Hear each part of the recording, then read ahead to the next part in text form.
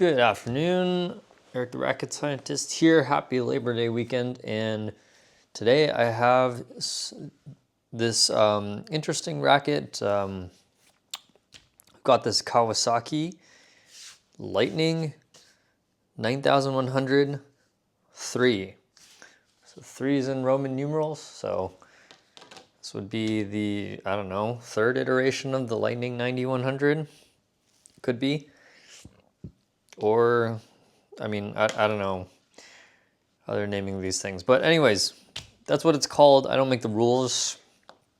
This will kind of be the final racket in my first batch that I'm testing from my rackets that I bought in China and Taiwan. And so if you're interested, you can go watch that. It's one of my previous videos. You'll see that I bought a bunch of rackets. And I got this one because, first of all, it was very affordable. This ran me only about $100 US. And then I saw it on the wall, and you guys know by this point that I like weird stuff. So never tried a Kawasaki racket. Never even seen one for sale here in the US. So I decided to try it. And the other thing that caught my eye, well, first of all, this is in my opinion, pretty nice looking racket. I like this blue color, and yeah, it's pretty simple, but looks good. And the other thing that caught my eye is the kind of twisties in the frame. So you're gonna see, let's take a look here, for example, near the bottom, and you'll see this looks kind of like what's on the Victor Drive X rackets. There's like a little twist here, except there are 6 of them in the frame. So there's a twist here, and there's one here, a couple towards the top. But the weirder part is that it is not symmetrical. So the twist is actually in the opposite direction on the other side. So instead of both sides of the racket twisting in, it really is like the frame is twisted because they're asymmetrical. And well, I can't really show this to you, but I guess, well, let's try this, okay? I can't show you both sides at the same time. Maybe I can do this, and maybe you'll be able to see from that what I mean. But what I can also do is I'll run both my fingers along this sword edge of the frame, and you'll see here that it kind of twists outwards left, and the other side does the opposite. It twists inwards, and so if I just run my fingers along the frame, then you can see that it twists inward. So it's asymmetrical. Now, does this actually do anything aerodynamically? Probably not. But is it interesting and cool? Yeah, I would think so. So that's kind of why I got it. And yeah, here we are. So what do we know about this model? So 82 grams, balance point of 295. So this would be, yeah, about even balance, I guess. 30 pounds tension. Speed and control. Yeah, that's believable. There's definitely speed because it's a sword frame. Control remains to be seen. Not fully recessed, but more than half recessed frame. That's cool. Yeah, stabilized torsion angle. So I don't know if that refers to the twists in the frame, but I don't know what to expect, and I'm excited to try this one out. I don't think anyone watching this will care about this racket but me, but it doesn't really matter. You know,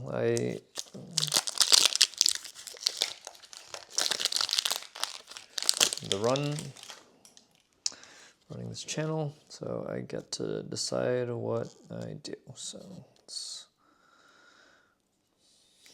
get this out of the way.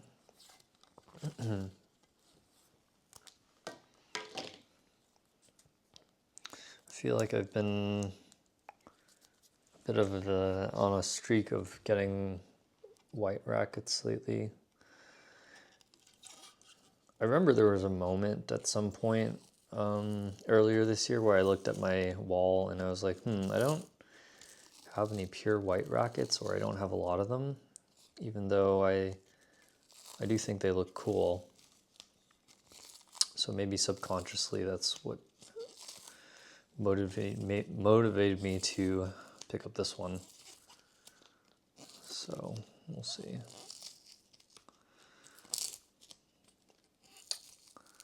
So far.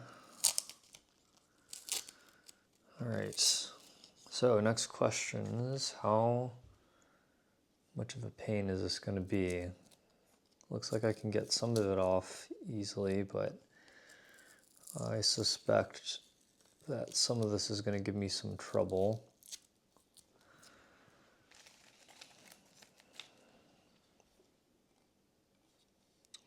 I'm going to be talking a lot less in this video because I simply don't really know what I'm working with.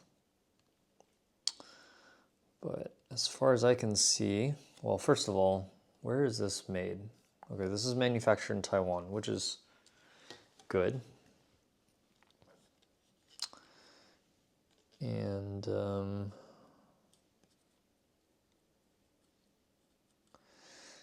well, obviously Kawasaki as a company is a Japanese company, so we have that. Another example of Japanese corporation, manufacturers in Taiwan. There's a lot of those. Redson also claims to be Japan-based, so I don't know if they're like headquarters, their design headquarters in like Japan or whatever, but they definitely manufacture in Taiwan. And I don't even know if they sell Redson rackets in Japan actually, which is kind of funny to me, right? It's like, you know, your stuff is kind of designed there, but it's not really sold there. I mean, similarly, a lot of stuff can be made in China, but maybe not necessarily as sold or marketed there. For example, I think a lot of people in at least this area, west coast of the United States, aeroplane shuttles, the kind of the black tube, is, I would say, pretty popular around here. And the thing is, you would purchase them from China. They're made in China. You can purchase them on Taobao or from some Chinese sellers, and you would ship them stateside. Okay. But when I was in China and I was playing with some random uncles at a badminton club, they had never even heard of aeroplane, like at all. Like I showed them a picture of the tube, they didn't recognize it. They'd never heard of it at all. So that was interesting.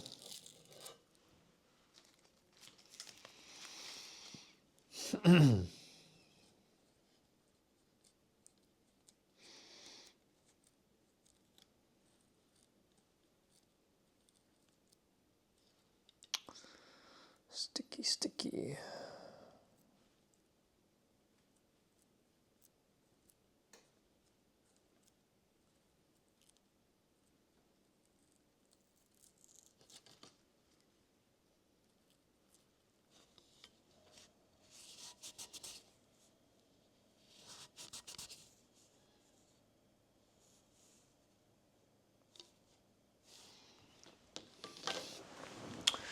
All right.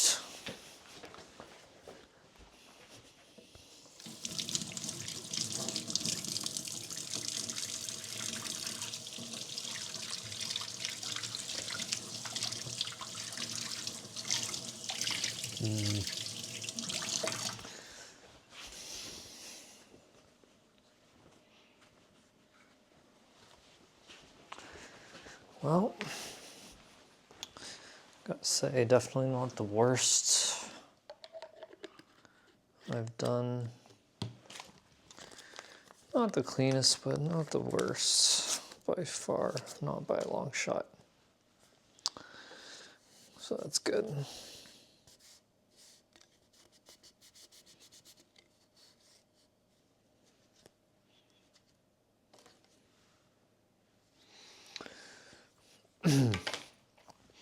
All right, so with that out of the way,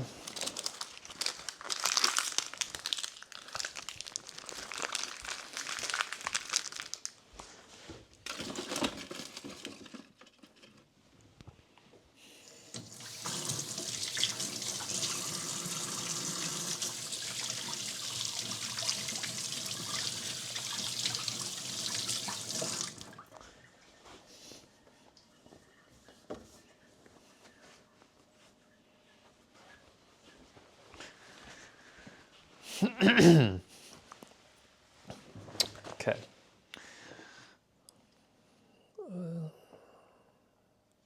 Yeah, I gotta wait for this to dry a little bit, but it's pretty good. End cap is interesting. It's not like a kind of linear end cap, but it's one of those sloped ones, as you can see. And the end cap design is actually pretty cool. Let's see if I can show you here. Yeah. It's like shiny, textured. It's like a aluminum. It's like extruded too. So this isn't just the 2D texture, it's actually 3D. The logo and the Japan is raised and this, yeah, so that's very extra. I'd say that's probably one of the coolest end caps I've seen, next to the leaning carbon fiber one, which they stopped doing, by the way. Very unfortunate, because that was a very cool end cap. They should have at least kept it for the top line models, but they didn't. So sad. So sad.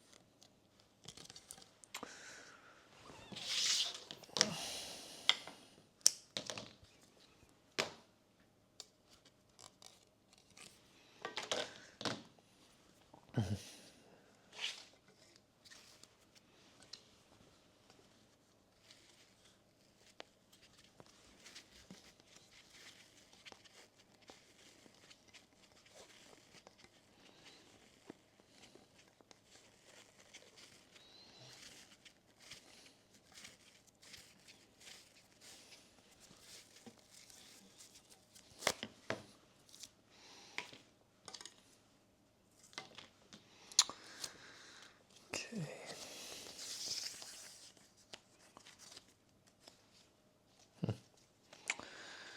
I have this cute gradient grip here, which I got as a freebie from some shop. Don't know if it's any good, but it's free, and free is usually good. So if I could just get the plastic off.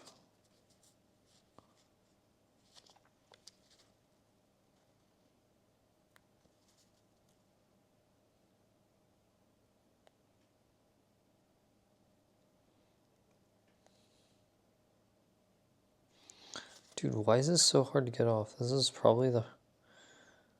What is going on? Wow, that was... Okay, yeah.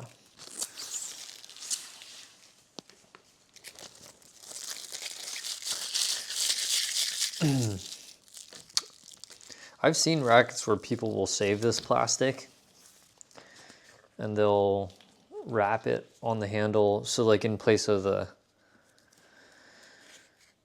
electrical tape to protect the handle, they'll put the plastic on there, which, like, yeah, I guess that works, but I don't know. I won't judge people too hard. It's like, at least they're trying to protect their handle. I've seen a lot worse than that.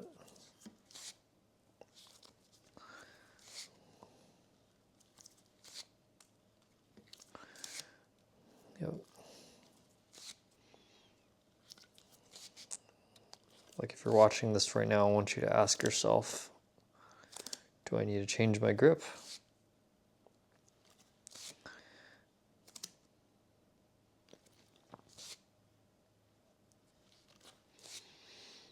Yeah, usually doesn't hurt to change your grip. All right, how short am I gonna be? And I don't care that much because this is just some random budget racket. We got pretty close, so that's good. Maybe I can stretch this a little bit more. Let's give it a try.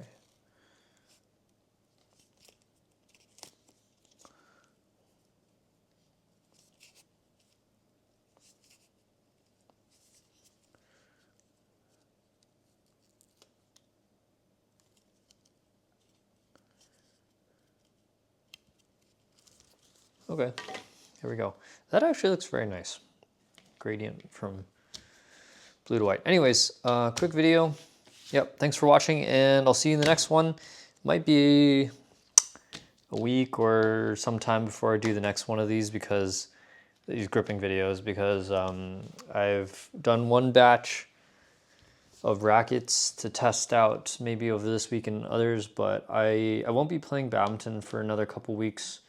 Part of it's the PT recovery, but part of it is I have another event, a race, and I need to be training physically for that. So I won't really be playing a lot of badminton until after mid-September. But anyways, thanks for watching, and I'll see you in the next video.